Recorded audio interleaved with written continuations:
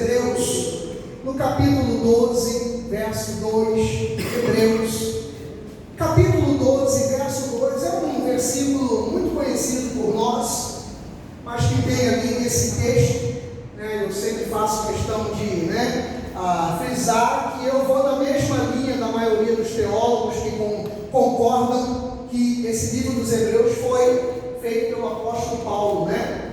Ou pelo menos a maior parte dele. E se nem tudo foi feito por ele, pelo menos uma outra boa parte foi feita por seus discípulos. E Hebreus, capítulo 12, verso 2, até pela linguagem, né? A linguagem bem paulina mesmo. E ele diz assim, Hebreus 12, 2, o tema do nosso estudo, minha visão está em Cristo. Amém. Que diz assim, olhando firmemente para o autor e o consumador da fé. Quem é ele, amados? Jesus, né? O Cristo, o Messias, como nós ouvimos agora nesse louvor, no momento do ofertório. Em troca da alegria que lhe estava proposta, guarda essa palavra aí que vem depois, olha só, suportou, né? Será que há alguém aqui entre nós nessa noite que tenha chegado a ele e diga assim, pastor, eu estou suportando, né? Aqui, ó, ele tinha tudo para viver como Deus, como ele é, e como ele era, inclusive como homem. E a Bíblia diz que ele, em troca da alegria, da glória dele ser Deus, ele suportou, ele aguentou a cruz, não fazendo caso da ignomínia. O que é ignomínia, pastor? Da vergonha, o que ele estava sofrendo, o sofrimento. Ele não fez caso da vergonha, do sofrimento, e hoje, por causa disso, ele está assentado à destra. Essa destra que eu já te falei, que na língua original, esse destra não era a direita, mas o sentido de poder. Então, Deus, Cristo, está assentado como o poder, né, do trono de Deus. Então, que essa palavra abençoe e fale a cada coração. Vamos então orar, vamos ouvir a voz do Senhor em nome de Jesus. Pai Santo, Pai bendito, nós te louvamos, nós te bendizemos. Muito obrigado, meu Pai, por essa oportunidade, onde nós estamos aqui em tua casa. Nessa noite, estamos prontos para ouvirmos o seu recado, ouvirmos a sua voz. Senhor, que tu fales a cada um que veio nesta noite prestar um culto congregacional e racional ao Senhor, e aqueles também que me assistem através das redes sociais, do YouTube, seja onde esteja chegando a minha voz, que não seja a minha, mas que seja a sua falando a cada coração. Então, ó Deus, fala-nos segundo o teu querer, fala-nos segundo a tua vontade, no nome de Jesus, para a tua glória. E a igreja de Cristo, igreja abençoada em Deus, diga amém. Amém. Graças a Deus. Meus amados irmãos, nação santa, povo de propriedade exclusiva de Cristo Jesus, eu quero nessa noite falar com você a respeito da nossa visão, a respeito do foco, né? Para quem usa óculos, como eu uso desde os meus 3 anos de idade, nos meus 3 anos de vida, fiz 50, só teve um período na minha adolescência que eu fiquei uns 2 anos sem utilizar, então bota aí quase 48 anos usando óculos, né? E quando, por exemplo, pela manhã, quando eu me levanto, se eu ficar um tempo sem óculos, não tem tanto problema não. Às vezes eu até prefiro, né? Porque o óculos, o oftalmologista chama isso aqui de muleta. Isso aqui é uma muleta. Assim como o coxo precisa delas para se apoiar, quem tem problema de visão sabe, né? Isso aqui é a nossa muleta da visão dos olhos. Você precisa. Se você vai à rua e você precisa de um ônibus, você olha de longe, você fica, ainda mais aqui na nossa região, que o ônibus é tudo da mesma cor, já que eu brinquei lá no Rio, né? Eu olhava, Rafael, está vendo meu ônibus, está lá amarelo, eu vejo que é, né? Quando chegava perto era outra linha, Tatiana, aí eu passo aí e vai embora, né? Então, mas aqui é tudo mesmo, você tem que ou pedir ali o irmão Ailson para dizer qual é o ônibus que está vindo, né? Você vê em cima qual é a linha que está chegando. Então, para quem... exatamente. Aí na mata é esse, use máscara, é o bairro, use máscara. Aí pronto. O ônibus foi embora, use máscara. Gente, que bairro é esse? Use máscara. Aí pronto, foi embora, você já perdeu, pastora, né? Já perdeu o ônibus, né? Então, gente, você que, como eu uso óculos, você sabe o quanto que essa muleta aqui, ela é importante. Então, eu já disse, às vezes pela manhã, né, eu até consigo ficar um tempo sem utilizar. Mas depois que eu coloquei isso aqui na fuça, gente, acabou. Se eu fizer isso aqui, ó, tirar, olha, vocês estão todos desfigurados. Então só em uma vez, que eu ainda vejo quebrar. Agora, ali do Anderson para trás, está todo mundo embaçado. Agora eu coloquei, agora eu já vejo novamente. Perdão. E aí, o que você aprende quando você coloca o óculos assim como eu, que tem uma miopia e um astigmatismo? É que o óculos, ele me mostra o foco. Então, eu de óculos, meu oftalmologista diz que eu tenho praticamente 100% da visão. Ou seja, eu de óculos é praticamente o que um ser humano ele pode enxergar. Ué, pastor Marcelo, não acontece isso com todo mundo? Não. Mesmo quando alguém usa um óculos, não significa que a pessoa tenha 100% de visão, né? No meu caso, graças a Deus, eu me aproximo disso, né? Porque como eu usei durante muitos anos, sempre um cuidado dos meus pais, enfim, então eu consigo de óculos ter uma boa visão, ter um bom foco. Mas não é a minha meta aqui dessa noite, falar com você a respeito de oftalmologia, porque eu não sou oftalmologista. Mas eu quero trazer na questão da nossa vida espiritual, da nossa vida com Deus. Certamente você já assistiu um coach, ou você já assistiu um outro pregador, até a mim mesmo, como algum tempo atrás nós tivemos aqui uma irmã, que pregou a respeito disso, que se chamam distrações, né?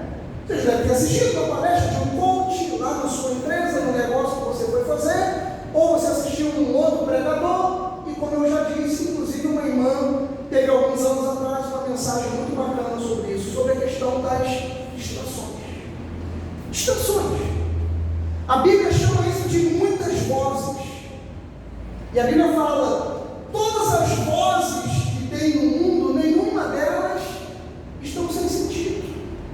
Todas elas têm um sentido. Umas para abençoar, outras literalmente para desviar, e outras para misturarem as duas. Que é aquilo que o apóstolo Paulo chama de sofisma. O que é um sofisma? Um sofisma é uma verdade que vem até certo ponto, e você vai dizendo, é verdade, amém, é verdade, é verdade, é verdade. Depois de um certo ponto adiante, o que acontece? Entra a mentira. Eu não sei se você tem no seu Facebook esses sites de notícias. Por exemplo, mesmo sendo bem à esquerda, eu tenho o UOL. E no Facebook ou no Instagram, gente, eles agora só colocam lá coisas de, ou várias vezes durante o dia da semana, sobre sexualidade. E é cada aberração, Wesley, que você olha aquilo ali e eles começam, isso aqui, se a vida do casal não está legal, isso aqui incrementa uma terceira pessoa, vamos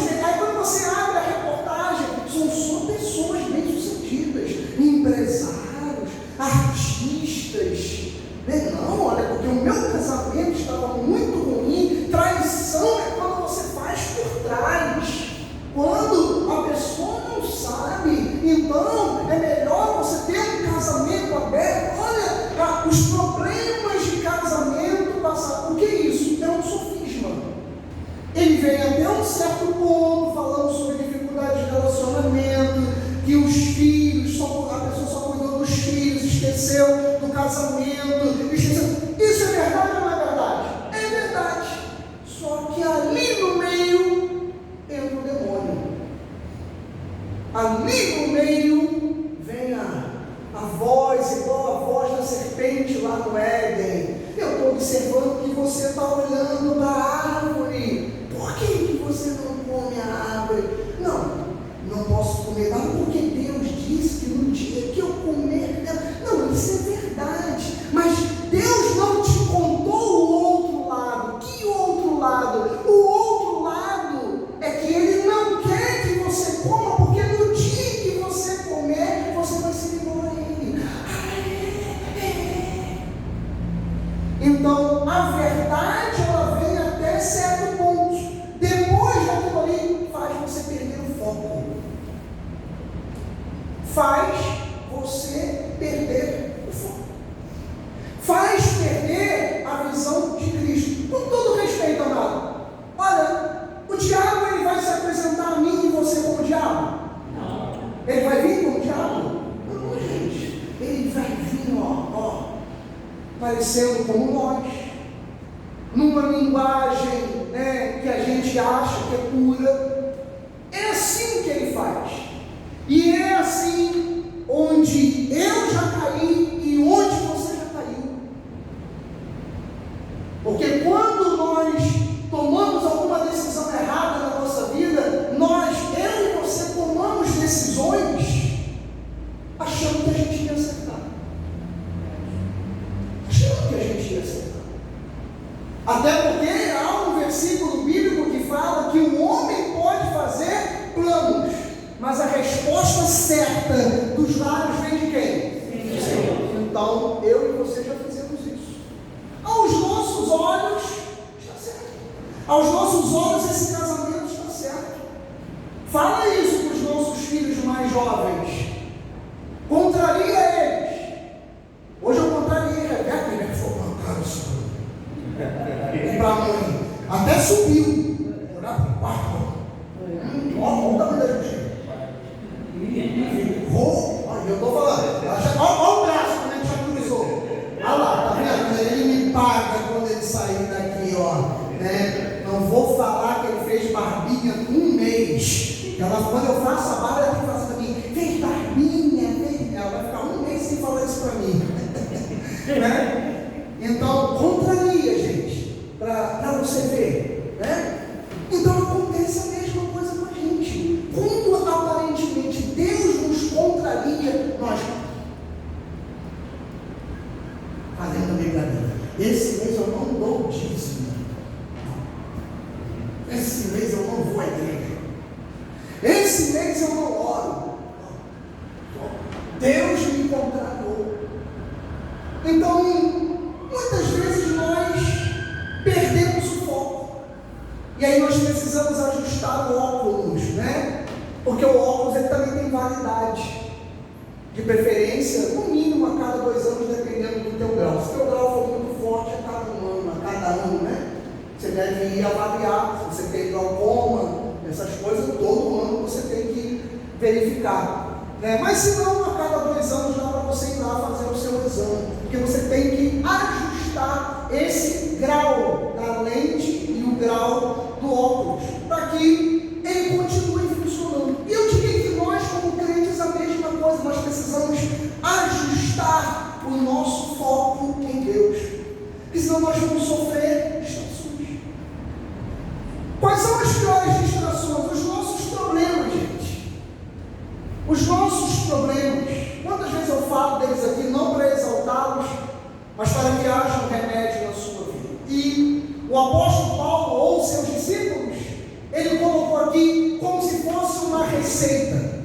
Como se fosse uma receita maravilhosa. Ele colocou ali, olha só, se você está lendo aqui a Bíblia, se você está ouvindo essa palavra, você não é para fazê-la de qualquer jeito. Ontem, eu já li isso aqui 1 milhão de vezes, mas ontem, parece que o espírito dessa palavra veio de encontro ao meu coração, porque eu comecei a ler isso aqui várias vezes, da mesma forma como Jesus ele fez, quando ele perguntou a Pedro, irmão Valmira, quando ele chamou e falou assim, Pedro, tu me amas? Pedro, claro,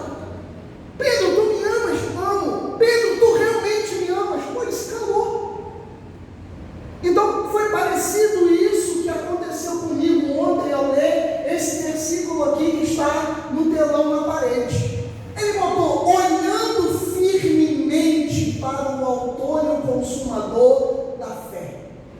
Eu estava vendo na TV, eu gosto muito de ver essas coisas militares e tal, né? E mostrando, amados, o que acontece com aquele cara que nós chamamos de sniper, né? Aquele cara que ele está sobre um morro, sobre um prédio, e ele é o cara que é um exímio atirador.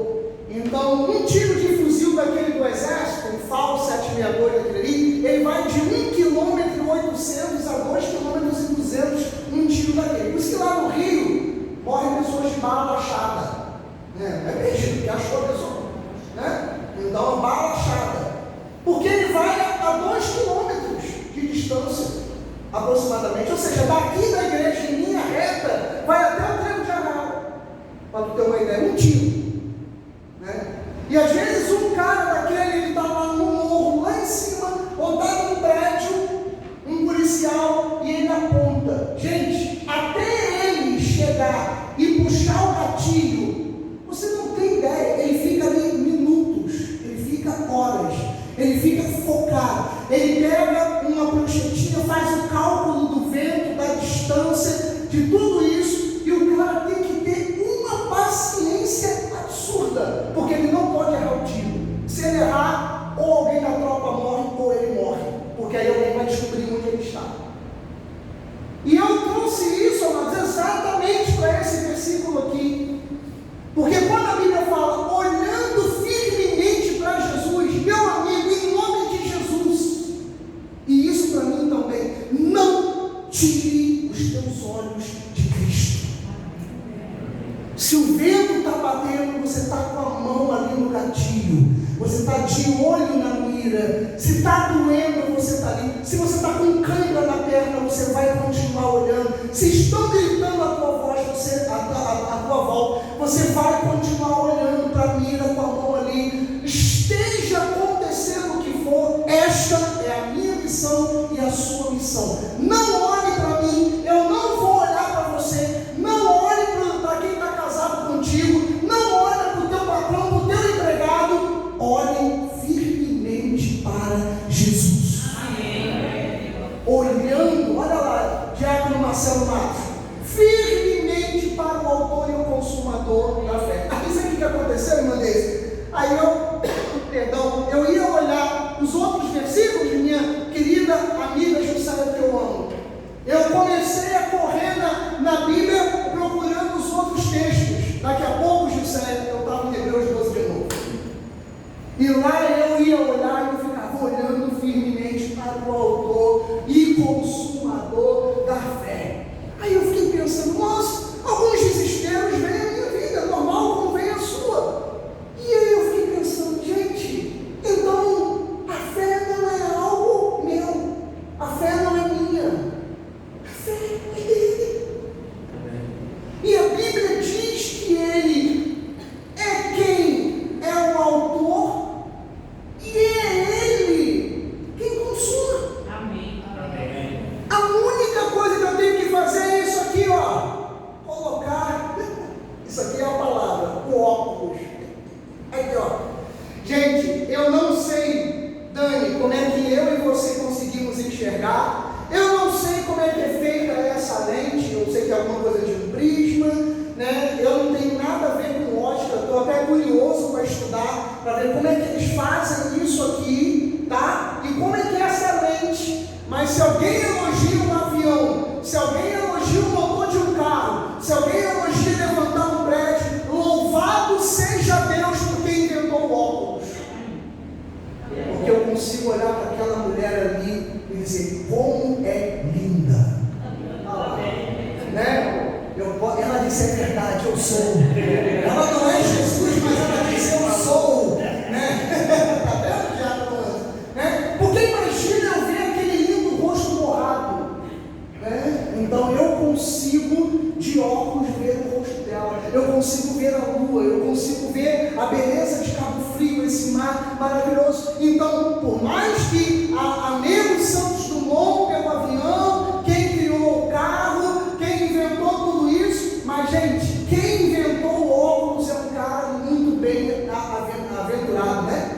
É alguém muito abençoado, porque nós conseguimos enxergar, ver a beleza.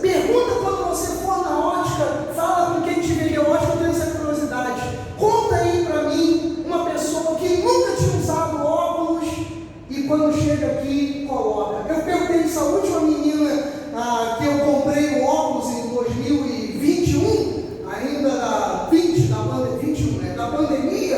Eu perguntei, ela se emocionou. Ela falou: olha, seu Marcelo, chegou aqui um senhor com mais de 70 anos e ele teve o primeiro óculos. Ele levantou, ele estava maravilhado, ele ia na porta, ele olhava, ele botava a mão no peito, ele falou assim: eu nunca enxerguei o que eu estou enxergando.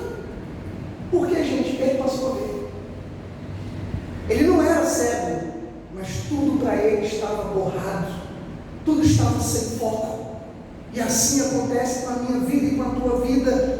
Nós ficamos sem paz, nós ficamos perturbados, ainda mais quando a gente vai fazer algo contra a vontade de Deus. A gente fica perturbado, a gente fica sem foco, a coisa já não ajusta mais, vem a dor de cabeça. Por quê? Porque nós estamos tirando a visão de Jesus, nós estamos colocando a visão na nossa vontade, ou naquilo que estão falando para nós, sei lá o que é.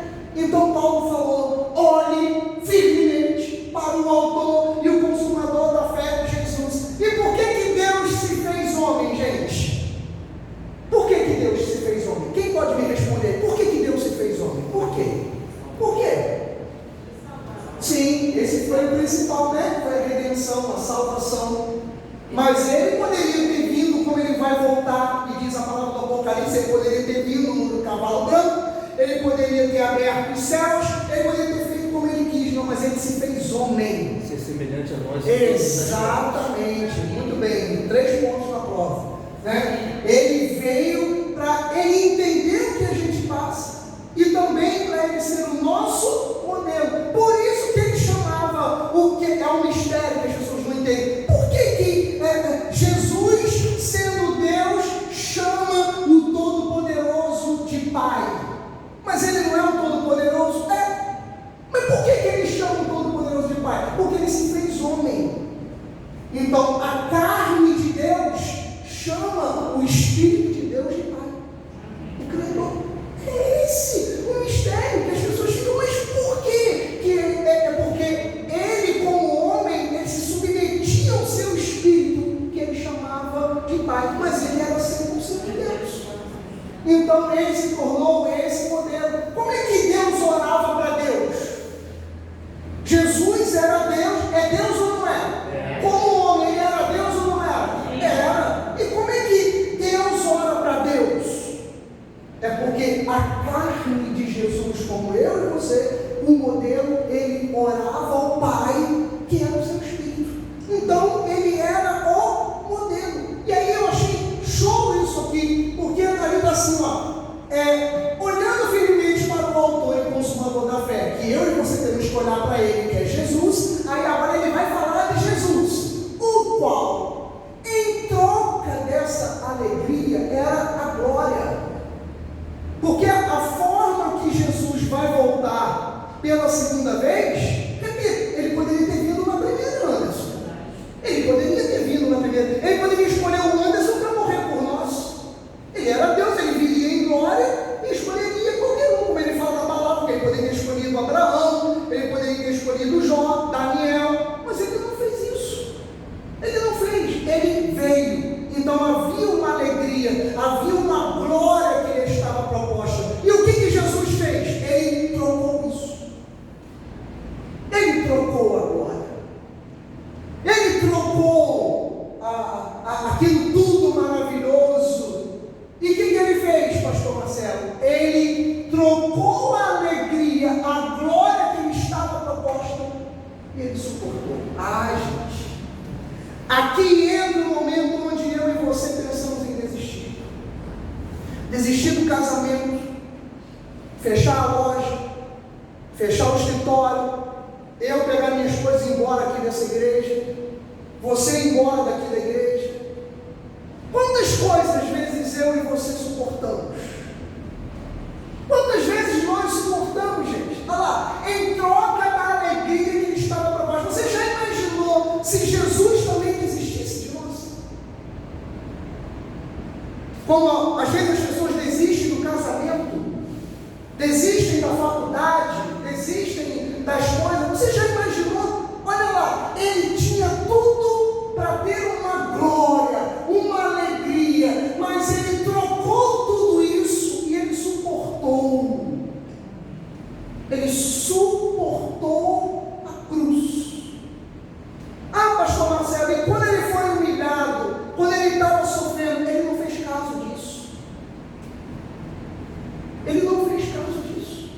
E às vezes, por muito menos, a gente reclama de Deus.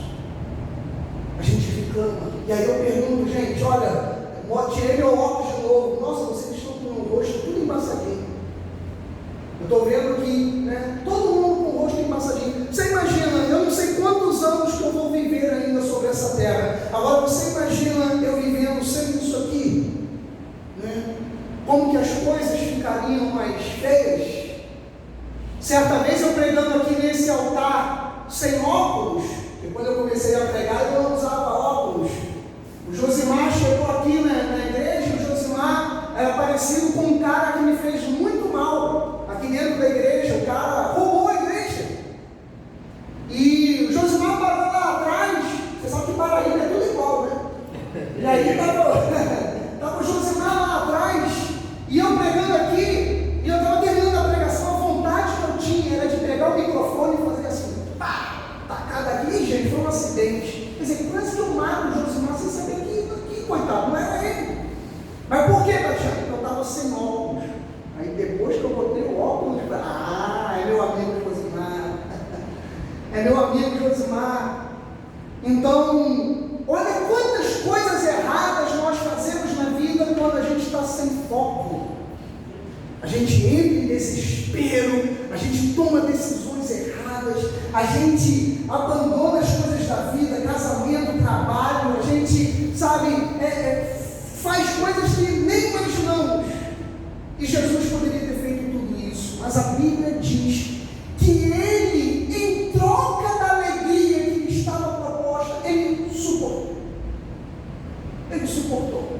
Eu vi uma notícia essa semana que como está nos noticiários, quer dizer, público, eu posso citar até estando na internet. A mulher do sambista Arlindo Cruz assumiu o namorado. Na minha época isso era chamado diamante. Traição. Ela assumiu o namorado porque ela disse que está na hora de pensar nela. Pensasse quando casou. Pensasse quando casou. Porque quando você casa, é para sempre mais um dia. Não tinha aquele negócio lá. É para sempre e mais um dia. Quer ter vida de solteiro? Não case. Não case. Como é que agora o homem está torto em cima de uma cama e está lá precisando dela? Imagina ela chegar, mozinho, estou indo, tá? Bicoquinho, a Império vai e sai. O cara fica numa situação, uma coisa que não dá nem para imaginar. Não dá nem para imaginar. Então, as pessoas elas suportam até onde lhe é conveniente. Mas Jesus, Ele não suportou até onde foi conveniente. Ele suportou, gente, o meu pecado e o teu pecado. Ele suportou uma cruz, quando Ele é ou era o próprio Deus. Ele suportou, olha lá, não fazendo caso da ignomínia, está sentado à destra do trono de Deus. Tá bom, pastor Marcelo? Agora, nesses 10 minutos finais da mensagem, eu quero uma prova prática disso na minha vida. Aí eu estava, como eu lhe falei, volta lá o 2, isso aí eu fiquei várias vezes ontem olhando para isso aqui, olhando firmemente para o autor consumador da fé. Aí eu ia na parte da Bíblia, eu estava ali de novo, olhando firmemente para o autor e consumador da fé, Jesus. Então, os meus olhos e os seus devem estar nele. É isso mesmo, pastor Marcelo. Eu estou com os meus olhos em Jesus, mas eu vou ser muito sincero com o senhor, já que nós estamos aqui entre amigos. Olha, parece que até Jesus está virando a cabeça para mim, está me dizendo não. Pastor, eu dou o dízimo aqui na igreja, eu venho aos cultos, eu oro, eu busco, e olha só, quantas vezes você fala com um irmão e ouve isso? Ou às vezes até alguém dentro da sua casa. Eu ouvi isso essa semana de um pastor. Um pastor falando, olha, na verdade, eu estou cansado. Aí eu falei, mas quando você foi ordenado, foi bonito, não foi? Ele ficou calado. Eu Mas não me responde, quando você foi ordenado foi bonito, não foi? Aí, foi. Falei, não. Você poderia ter chegado e dito assim, eu não quero. Mas você quis. Então, abre Coríntios e Gálatas e vai lá ver o que Paulo passou para ser um pastor. Algum homem aqui entre nós tem noção do que é dor de parto? Tem? Não, são quantos ossos que são quebrados? Como se fosse de uma mulher? É um bocado, né? É um bocado. Tu lembra, Dani, quantos são? Tem uma história que fala que a dor, né, do parto é como se fossem não sei quantos ossos quebrados ao mesmo tempo. Gente, graças a Deus que eu vi homem. Graças a Deus que eu vi homem. Né? Não estou aqui, tipo Rebeca ou as irmãs que não têm filho, não estou falando, mas graças a Deus que eu vi homem. Porque nós não temos noção do que seja. Quando dá uma dor de dente, a gente já olha para a nossa adversária e já faz assim, ó, igual o cara do lado fala, tô aqui, porque o homem com dor de dente já cai logo, né? Eu em casa, eu fico com garganta de semana, Tatiana. Aí eu olho para ela e falo assim, ela fala, meu Deus, já está morrendo. Aí eu fico assim, cadê o, como é o negócio da férias? O termômetro. Aí ela bota assim, e é ela que bota, ela vem e coloca aqui, aí vem, acabou, aí ela vem tirando assim, aí ela pega, olha, ixi, frescura, tá com 36, até ponto 2, até menos, né? Olha quantas coisas, né, a gente passa. Imagina se nós sofrêssemos dores de parto, gente. Tipo, irmã Valmira teve quantos, irmã Valmira? 4 filhos, oh, guerreira, né? 4 filhos, né, irmã Valmira? Cada cabeção, olha ali, olha, né? Olha, irmã Valmira, teve 4 filhos, né? Teve 4 filhos. Então, imagina se nós homens sentíssemos dor de parto. O apóstolo Paulo, ele diz que no ministério ele sentiu dor de parto. Tive dores de parto. Para um homem dizer isso. Então, não é fácil. E às vezes a minha vida e a sua também não é. E por vezes a gente acha que até Jesus não está ligando para a gente. Então eu vou te mostrar agora em Mateus 15, esses minutos finais. Mateus 15, verso 21. Jesus saiu ali naquela cidade, próxima a Jerusalém, retirou-se para os lados de Tiro e Sidom. Não é Rio de Janeiro não, tá gente? Retiro, mas não é Rio de Janeiro não.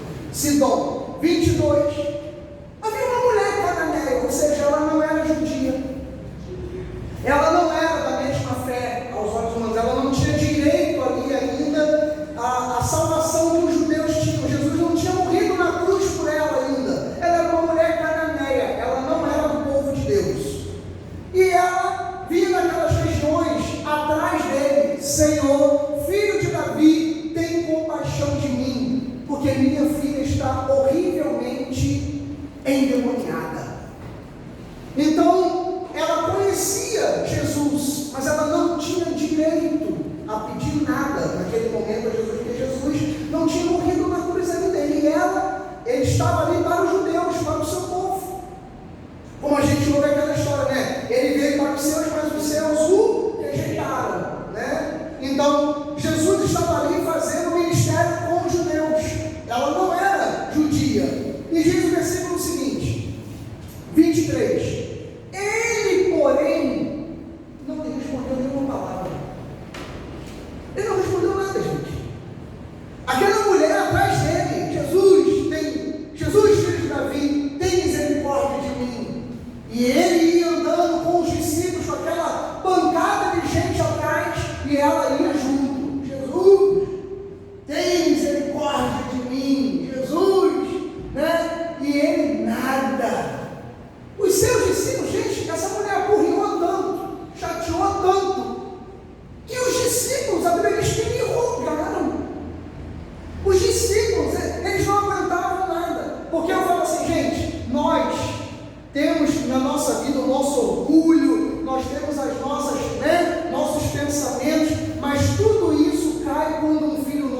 precisa de alguma coisa. É verdade ou não é?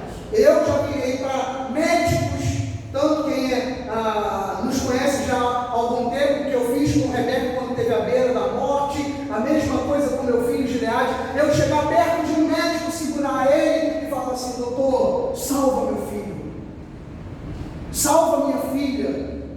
Quando o médico virou e falou a respeito dela: pai, me chamou 4h30 da manhã no hospital, saí igual um louco no hospital. Quando cheguei lá, ele falou: pai, senta aí nessa poltrona aí. Eu sentei, ele sentou, ele tinha saído de uma cirurgia, puxou ou coisa, passou a mão no rosto e falou: olha, não sabemos o que sua filha tem, mas se nós não operarmos ela hoje, ela vai morrer. Eu levantei, fui até ele e falei: doutor, pelo amor de Deus, opera ela agora e salva a vida da minha filha. Se ele mandasse eu me ajoelhar ali, eu me ajoelhava, eu faria o que fosse. Ele falou: a gente vai preparar o centro cirúrgico, em 6 horas nós vamos operar a sua filha. Eu falei: tá bom, que as mãos do Senhor conduzam as suas mãos. E tanto que Deus conduziu, que olha ela aqui, né? Então Deus conduziu as mãos daqueles médicos. Só quem tem um filho sabe, né, o que nós fazemos por eles.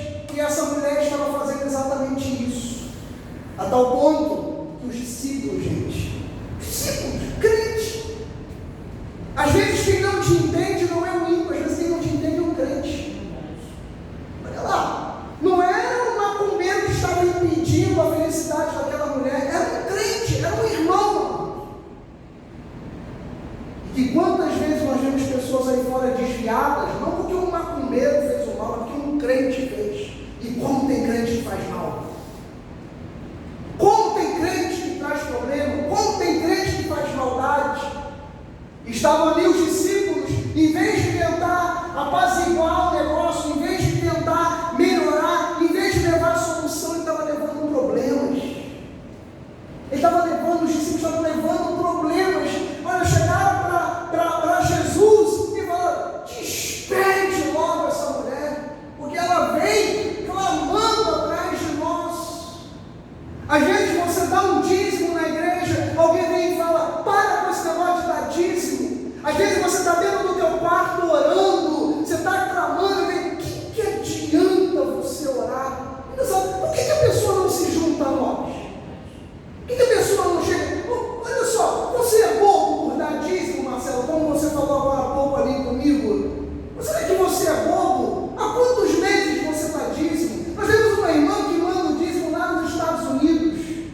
Ela pode estar lá resolvendo o problema da vida dela, com a família dela, vendo a neve pela janela dela quando está lá frio, né, José? Ela, quando chega lá, ela não precisaria se preocupar aqui com essa igrejinha, comigo, com você. Ela não precisaria se preocupar com isso. Vai de repente ela falar, não sei se é o caso, com a família dela: será que alguém entende isso? Pelo amor de Deus, você está aqui nos Estados Unidos, se preocupando com uma igrejinha pequenininha lá em Cabo Frio? Pelo amor de Deus. Quantas vezes eu ouvi isso? Eu era de uma igreja que o pastor era português, e quando chegava lá, às vezes meu pai, ainda no tempo da ignorância, me via separando exatamente esse dinheiro. Enquanto você está aí, o português está rico. Eu falava: não, mas eu não estou dando dinheiro para o português, eu estou levando dinheiro para a casa do Senhor. E as pessoas às vezes não, depois meu pai entendeu tanto que passou da dízimo.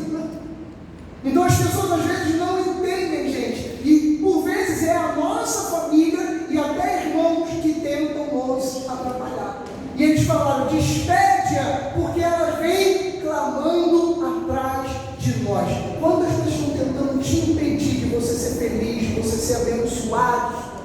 E às vezes você está olhando e está falando assim: nossa, nem Jesus está me ouvindo, nem Jesus está vendo. Eu vou trazer aqui um estudo que eu achei super bacana, né? Quantas vezes uma oração não foi respondida pela voz de Deus? Gente, eu estava vendo um pastor pregando sobre isso, achei sensacional, né? Porque você tem alguns, só para mostrar aqui para você, por exemplo, igual Jonas. Lá Jonas clamou do ventre do peixe, até de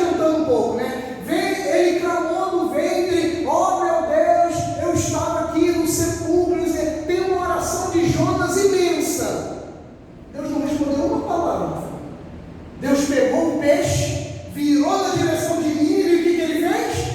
Arisa, fez o peixe vomitar Jonas. A resposta de Deus não veio com uma palavra.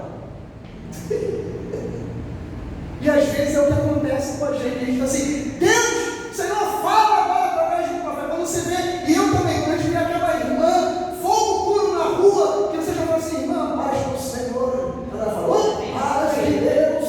E você já faz assim. Ela já faz assim para você. Mas ele diz, cara, não tem. Então já corta o laço ali. Você já vem imaginando, ela tem, ela vai falar.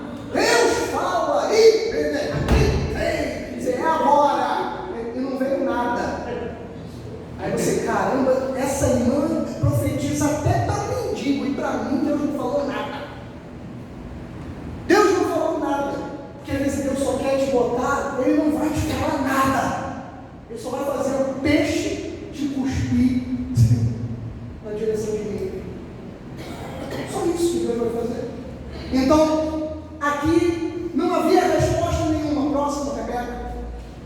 Mas Jesus, olha só, gente, olha só, chegou uma resposta, pastor, chegou. Deus, e ali não mandou, foi nem a profeta da irmãzinha Fogo Puro, foi ele mesmo. Ele respondeu, eu não fui enviado senão as ovelhas perdidas da casa de Israel.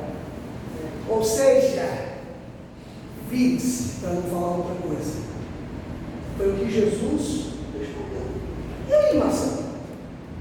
Você com mais de 1,80 m, Jesus era do meu tamanho para baixo. Você está lá perturbando ele. Ele diz assim, ó, vire-se, eu não vou fazer nada por você. O que o Marcelo fazia? Ou pegava Jesus por aqui, né? Ou seja, voltaria.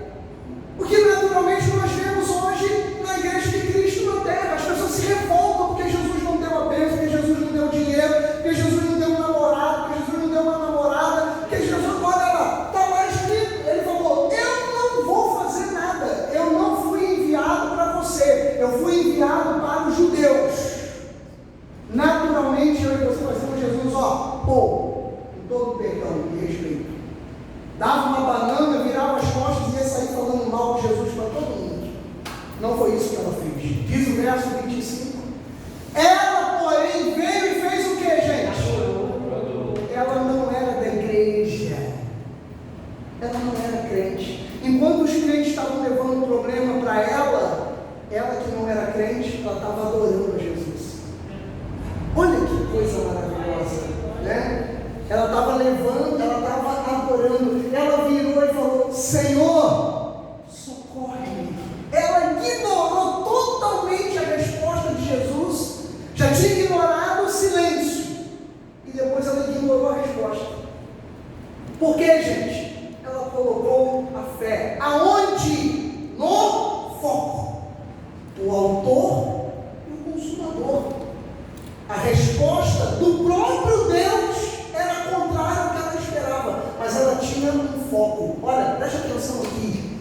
Ainda que a resposta para você não seja a resposta que você tenha gostado, mantenha o foco. Amém. Mantenha a visão de Deus. Faz a vontade de Deus. Olha lá, diz para Deus, socorre-me, me socorre. E diz o versículo seguinte, o 26, então ele respondendo, foi pior ainda, não é bom tomar o pão dos filhos e lançá-lo aos cachorros.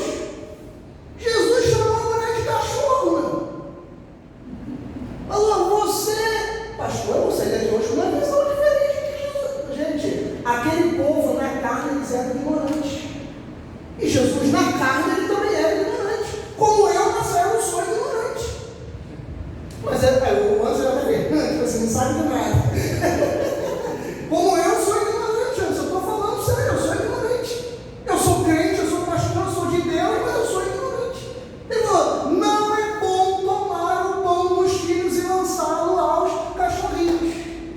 Gente, ele estava aguçando a fé dessa mulher até o limite. Talvez o que esteja acontecendo hoje comigo e contigo, não é porque será o fim, não é porque vai acabar, não é porque será o fim do teu casamento, da tua vida, da Deus quer levar você até o limite para que você se conheça e para que você conheça Ele. Amém. Ele te conhece, Ele me conhece, mas Ele quer que eu e você venhamos a nos conhecer e conhecermos a Ele. Foi isso que eu aprendi ontem a fazer essa mensagem.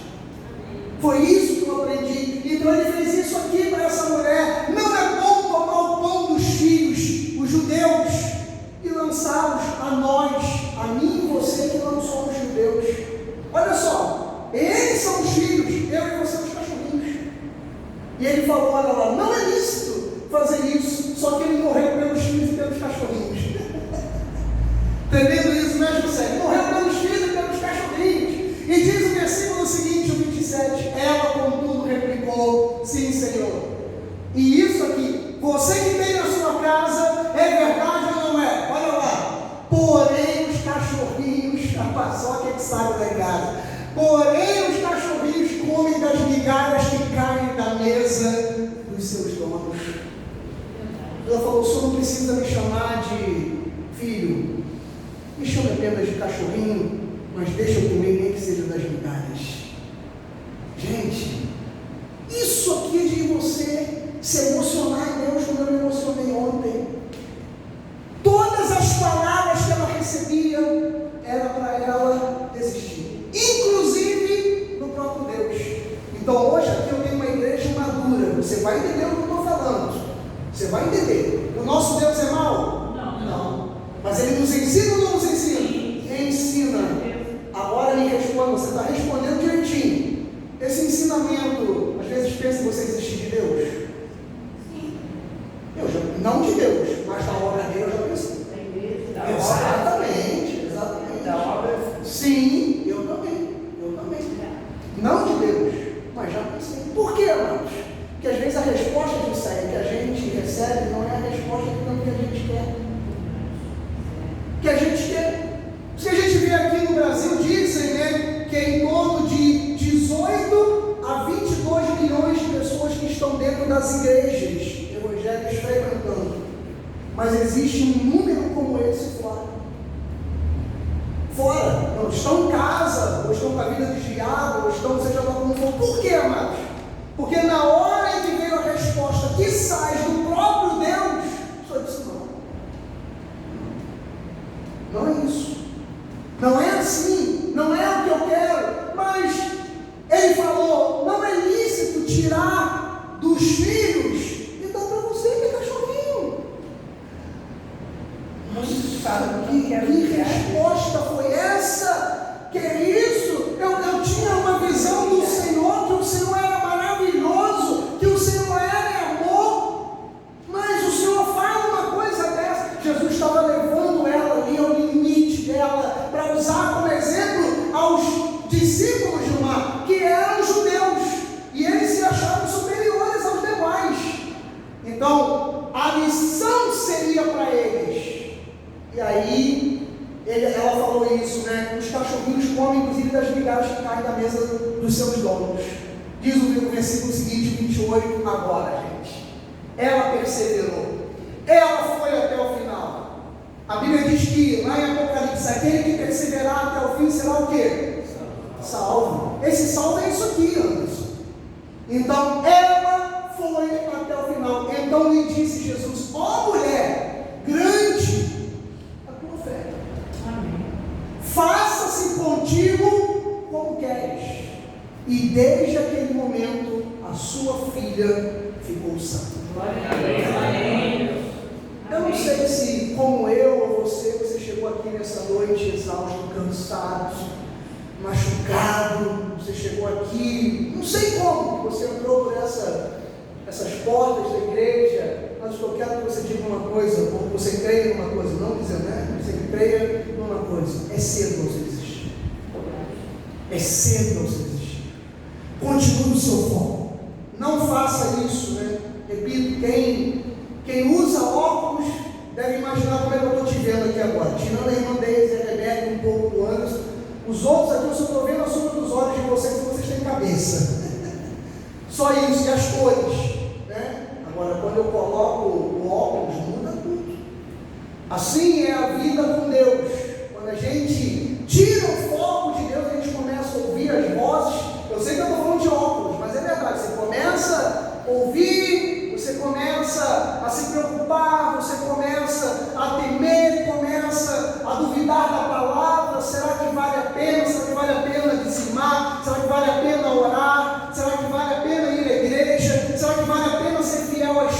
esposa, ser fiel ao marido? Será que vale a pena orar?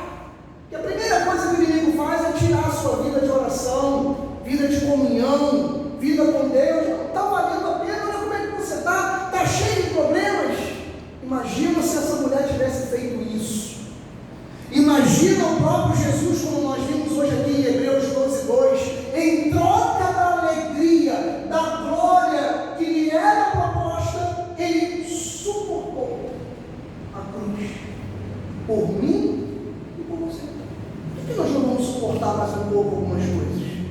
Vamos suportar, amados. Sabe por quê? Porque nós vamos chegar até o final. Nós vamos completar aquilo que Deus determinou na nossa vida. A Bíblia diz que Ele começou uma boa obra em mim e em você, e Ele vai até o final. Ele vai, porque Deus Ele leva até o fim, amados. Olha lá, essa mulher ela perseverou, ela alcançou o milagre que ela tanto desejava. Aí outra coisa, como é que você vai saber se o milagre está perto ou não está? Não é verdade? Então, se ela tivesse desistido aqui, ela teria perdido a bênção. Se você desistir aí também agora da palavra, se você desistir de Deus, significa também que você pode, quem sabe, perder a bênção. Então vá até o final, que aquele que começou a boa obra, ele vai completar. Mantenha o teu foco, mantenha a tua visão, não deixe os ouvidos dirigirem a sua vida, mas mantenha o foco no Senhor. E aí eu te pergunto, onde está a tua visão? Onde está a tua visão? Está nos problemas? Nas dificuldades? A minha não, gente. Eu sei que sem óculos, realmente eu enxergo bem pouco de longe. É verdade.